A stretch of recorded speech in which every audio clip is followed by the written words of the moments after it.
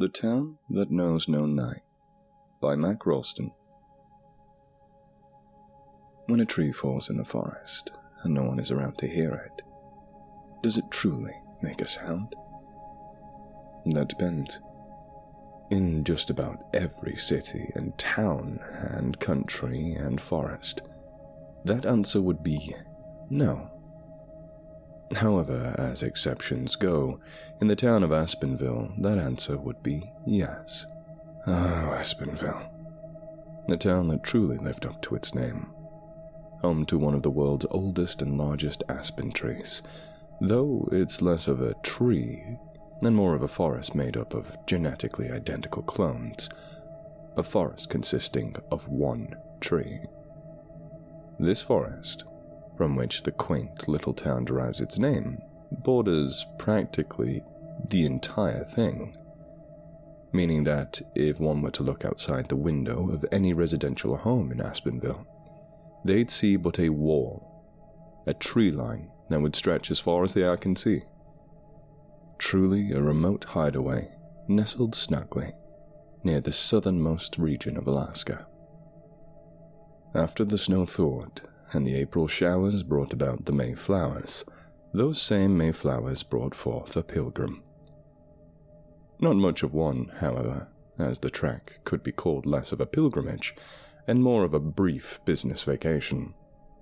See, as unremarkable as Aspenville seemed to be to the outside world, some savvy, in-the-know individuals realized that the town was perpetually bathed in bright sunlight, 24 hours a day, 7 days a week, unlike some of its bordering neighbors whose harsh winters brought along only the bleakest of weather. Alan Call Me Al Paring was one such individual who, through deep pockets and deeper connections, knew all about Aspenville's little secret. To a wannabe businessman like Al, a place like Aspenville wasn't just a town, it was an opportunity. Imagine it. The economic ramifications of urbanizing such a place alone call for Al's attention, not to mention the job opportunities like daylight-soaked night shifts, rapid agricultural growth, and the like. The town was stuck in the past, and just like its shadows that wouldn't fade, it was clear what Al needed to do with the worn-out town. Bulldoze it, start anew, and reclaim Aspenville as a magnet for renewal in southern Alaska. Just as soon as that name changed because Aspenville would have to go. Too hokey and outdated. Maybe Paring Squaw. No, wait. Paring Corners. Al daydreamed. His car rolling up to the city limit, he rolled down the window and sighed the crisp air, facing the entrance sign. Welcome to Aspenville, it read, and beneath it, population. There was no population. There might have been a number there at one point, but the sun took to that, smudging out any semblance of a stenciled figure, now completely sun-bleached along with the rest of the off-white sign. It was typical of these tiny towns to neglect the welcome sign, signs that were already outdated, mind you. And it wasn't like there was anybody that needed welcoming anyways. But that would soon change, Al thought. The car drove through the thicket of dense aspen trees, with outlines against the harsh sun that peered through them until it reached a clearing of tall grass. And housed in the middle of that clearing was the town of Aspenville. It was even smaller than he imagined, only about a dozen or so buildings packed around a tiny town square. It was a twee and scenic view, like something out of a Currier and Ives print.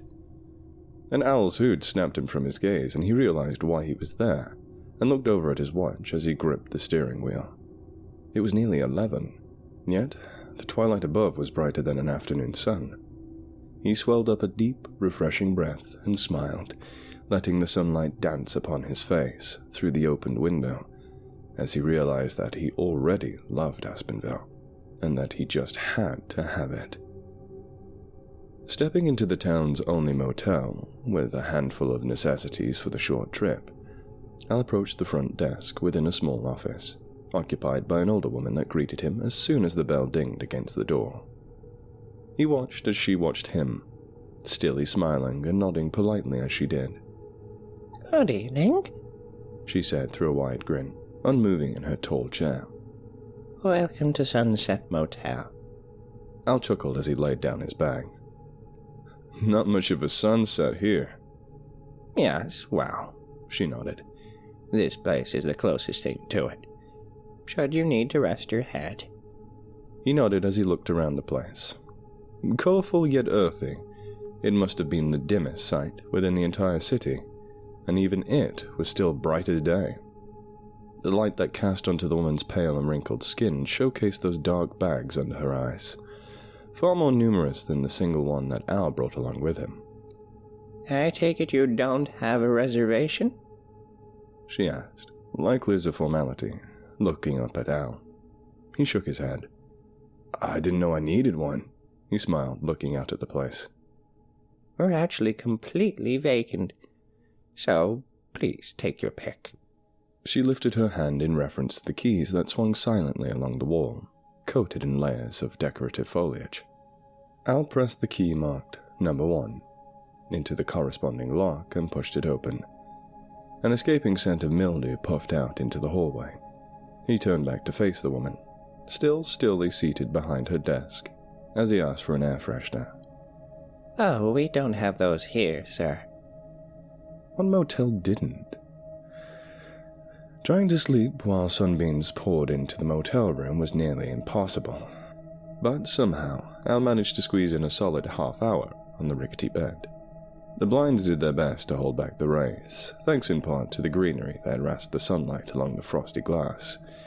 But it was the psychological implications that kept Al awake, not to mention everything on his mind. And the smell. The following morning was an odd blend of sunshine and rain clouds. Not dark enough to nap, but not bright enough to be truly awake. The plucky taps across the foggy glass windows turned into heavy thuds of rain droplets that rattled the motel, and maybe the entire town of Aspenville too. Al went to open the blinds at around 8 in the morning when he noticed an unusual sight. An old man, tipping to and fro in a rocking chair atop an old wooden porch. All the while the rain bombarding him from above, his clothes clinging to his frail and aging form. Yet he seemed not to notice nor mind, as if he were completely dry and dandy. When the rain let up, Al decided to take a short meander over to the man, carefully maneuvering mud puddles with his pristine shoes as he strolled around the town. Feeling eyes watching him from unknown places, yet none were present, aside from the old man's. "Morning," he spat, gesturing at Al as he continued to rock from behind the porch fence. As Al approached, his smile diminished. The man, despite being drenched in a thick layer of rainwater, was burned. Parts of his already tanned skin peeling and seared from the sun like a badly cooked marshmallow, as fetid pus protruded from the cracks in his wrinkled face.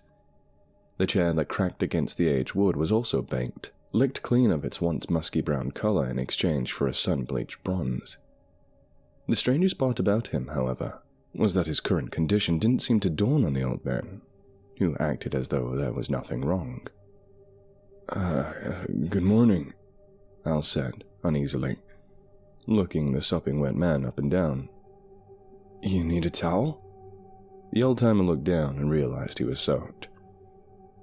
"A little water never hurt nobody," he smiled. Al smiled back, though more out of jittering nerves than genuine happiness at this point. "What brings you by?" the man asked with a dimply grin, the wrinkles on his face cracking deeper into his pores. "I'm, visiting. Was hoping somebody could tell me more about Aspenville."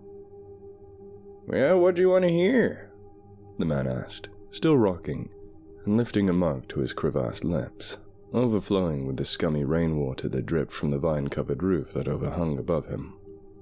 Al tried to put his concerns into words, trying not to make a face at the man's condition. "What happened to this place? I mean, it's such a beautiful spot, yet it feels like a ghost town." The old man nodded and clicked, a stream of water dripping from his red nose. He looked up, prompting Al to do the same. "That sun," he said, failing to squint at the orange-yellow ball. "That sun's out here all day and all night. Lots of folks can't sleep when the sun's out." "Tell me about it," Al said, scratching behind his neck. "You're a city slicker too, then, huh?" the old man asked, and Al nodded. "City slickers don't do well out here." "That's why I'm, hoping to bring the city to you," Al said, unfolding and extending a piece of paper labeled Paring Corners, scribbled with the rush of plans he had drawn late into the bright night, with his trusty Cockner's pencil, now fidgeting within his sweaty palm. The old man's unblinking eyes grew narrow as they washed over the plans, then darting to that trusty pencil. "You a biter?" "Excuse me?" Al said, not expecting that question out of all that he could have been asked. The old man lifted his dried-out finger towards the hand cupped around the carpenter's pencil, lined with tiny tooth marks. Yeah, I guess." "Did you taste it?" the old man said, folding back up the plans. "Did I taste?" "The cedar wood that pencil's made of. Or did you forget that it takes a dead tree to make a pencil? How about this paper?" he said, lifting it back up to Al, who accepted it apprehensively.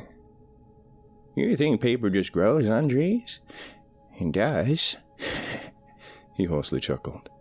"And they kill the whole damn thing because a couple of similar cedar and ponderosa bit it just for you to scribble that nonsense," he said as his trembling finger continued to point to the page, his unblinking eyes staring somberly into Al's. "You think you're just gonna walk into our town and act like you own the place just 'cause you got some paper?" he chuckled grimly. "No. And if you try to run this town into the ground, it will come back. This town's been buried before, but it always winds up seeing the light." Al stood, unsure of what to say. He crinkled the paper up and shoved it back within his coat. "I didn't mean to offend you, sir," he said with a lowered voice. "I just see so many opportunities with this place. Take the sunlight, for instance," Al said, pointing above him. "Can you imagine the productivity of—" "I bet your daddy was just like you, the old-timer interrupted. "Or your daddy's daddy? Am I wrong?" Al shook his head against the sun. "My father," Al admitted. "He wanted me in the family business, paid for my way through school, and—" "So it started with your daddy, and his daddy before him," the man clicked. This town's got a long history of men trying to claim it," the old man droned. "Our roots go back to the Otna tribe, and ain't nothing changed since their blood soaked these grounds. For a town that hasn't known night, it sure has seen some dark days." "That's terrible. Wait, Otna," he thought. "How about Otna amenities?" After the old man excused him, preceded by a rant and a nod, Al decided to survey more of the town, which involved briskly snooping each and every nook and cranny as the pathways aligned with crunchy leaves snout beneath those dressy shoes of his. All the while, the man's rickety rocking chair cradled his frail body back and forth, the sound reverberating throughout the small town. And aside from those creaks and clacks, the occasional bird's coo, and the crunching of the leaves, the desolate town harbored an aura of tranquility. Yet, if tranquility implied peace, then no such tranquility existed in Aspenville. For it was a town with roots that were soaked in blood, and it knew no such peace. Al felt it. This stillness devoid of all peace. If this town was to be built up, it would restart, from the ground, as its very foundations reeked of the mildew that covered its dilapidated houses. Who would want to live here? Al said to himself, chomping down on his pencil as he sketched beneath a tall aspen, overseeing the entire town as the rain clouds faded into the sun.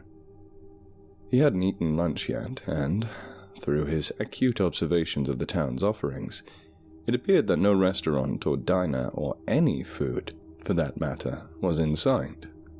Not that he had an appetite to begin with, aside from his craving for sketches and measurements. For such a beautiful place, there was much work to be done. He'd start in the summer, and within 5 years the remnants of Aspenville would be buried, and no one would miss it, aside from, perhaps, the old man and whoever else managed to survive in such a place. "What were you doing out there?" the woman, statically sitting on a lush park bench, said to stop him, just as he was turning the corner to head back to the motel. The sun would have been going down at this hour, but here it wasn't going anywhere. The woman, one of these such survivors that managed to thrive in such a remote place, was frail and deeply tanned like the old man, with clothes that were aerated and pale, and lined with tiny strands of clutched-on ivy. "Pardon?" he asked, hearing exactly what the woman had said on the quiet street, but hoping she'd dropped the conversation entirely. The woman repeated her question, as it seemed a lot of these quaint little towns, one person's business was everyone else's. He wasn't shy to show her his plans, much like he did with the old man, and, just like that man, the woman displayed great opposition. "Didn't I tell you this wouldn't work?" The blank-eyed woman stared. Al furrowed his brow in the harsh sun. "I've never met you before, ma'am," he said, frustratingly demanding the page back. She handed it to him, but not before a warning parted her lips. "I told you. Folks like you don't do well out here. Now you just travel on home and leave us alone." That wasn't such a bad idea. The walk back to the motel only reaffirmed his current mindset. The vines and weeds that grew and overgrew into and onto the neighboring buildings, the moss that coated much of the narrow path, the barren and claustrophobic feel of such a beautiful oasis, it all needed to go. Through hazy windows and vine-covered glass doors, the eyes of the townsfolk pierced into Al's, driving him past the motel and into an adjacent drugstore. If he was driving home in the morning, then a good night's sleep was the least he could accomplish. "Hi, welcome in." A sing-song voice rang from across the cramped pharmacy. A woman, nestled behind the counter, beamed brightly over to Al. At least someone was chipper in such a bright yet gloomy community. "Hi, I'm just looking for some sleeping pills, melatonin if you have it." "Can't face the sunshine, huh, dear?" the woman asked. "No, not at 3 in the morning, I suppose." The woman reached beneath the counter and scooted a bottle of tiny capsules towards Al. "Yeah, we get that a lot. The sun likes to mess with people's sleep cycles around here. Not too bad once you figure out how to deal with it." "Have you?" The woman nodded, gesturing down at the tiny bottle wedged between her fingers. "Oh, yeah, how much do I owe you?" "Keep it," the woman said plainly. "Your paper's no good here." Al was taken aback, unsure of what to do with the wallet that found its way into his hands. He nodded a polite and silent thank you, and left without another word. It should have been dark outside by this point, but the sun never set in Aspenville, a fact that was all too apparent to Al by this point. Only a day into his 3-day vacation that he already decided to cut short. He'd be back, no doubt, but next time with the permits and law on his side. As he was about to check into the last night at the Sunset Motel, a familiar noise caught his attention. The clicking of a squeaking rocker. The old man. He was still perched in his chair, overseeing the street that led up to the motel. Al tried his best to walk along in ignorance, but he couldn't shake the old man's eyes that were glued onto him from across the way. He stopped and turned, making eye contact with the still and unspoken man. He smiled over to Al, but Al couldn't do the same. He was too busy following the vine, a tendril that lined the old man's roof, dangled from the fence line, and trailed up to his rocking chair along the wooden porch. The thin and barely visible green and brown sprout coiled around the bottom of the swaying chair, beelining up and straight into the back of the old man's head. He could see it clearly from this angle, a direction he hadn't been before. The old man noticed his gaze and lowered his expression as Al booked it sharply into the motel. He couldn't sleep that night, and not even 4 of the tiny capsules bothered to help calm his restless mind or settle his churning stomach. After about 3 hours of tossing and turning, Al decided to check out from Aspenville. He packed his bag and crept out from the room, careful not to awaken anyone, though he knew he was alone aside from the motel staff. At least the woman who had checked him in. He pushed open the motel office door with a jingle, and, sitting in the same spot, was the woman, silhouetted by the sunlight that covered the window behind her. She was wearing the same clothes as before, and donned a similar smile. "Checking out so soon?" She frowned, unable to hide the hidden joy on her face, which sent chills into Al. Yeah, Al stammered. I have some business I have to take care of. "I never caught your name," the woman said plainly. It's, Alan.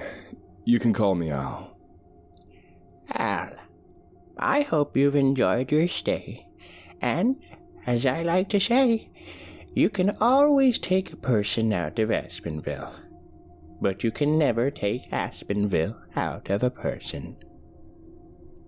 Al plastically grinned, dropping the key onto the counter and seeing his way outside, out into the 4 a.m. sunlight. He loaded his car with his bag and took off down the lonesome road towards the highway, forcibly driving past the old man who was still rocking back and forth, a smile playing upon his sun-bleached cheeks.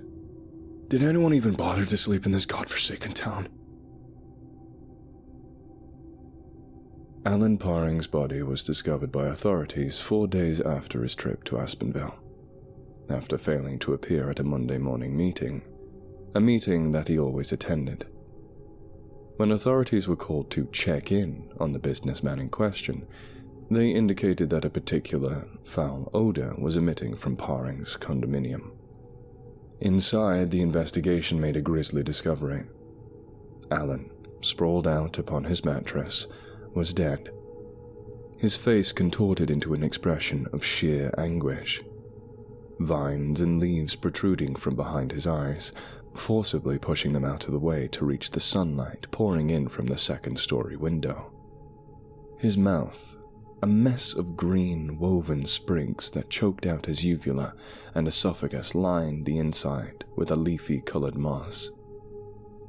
The condo itself was musky, with fragments of plant life swirling around in the air where the sunlight crept through the blinds, and scattered seeds found their way nestled into the carpet, alongside an empty pill bottle.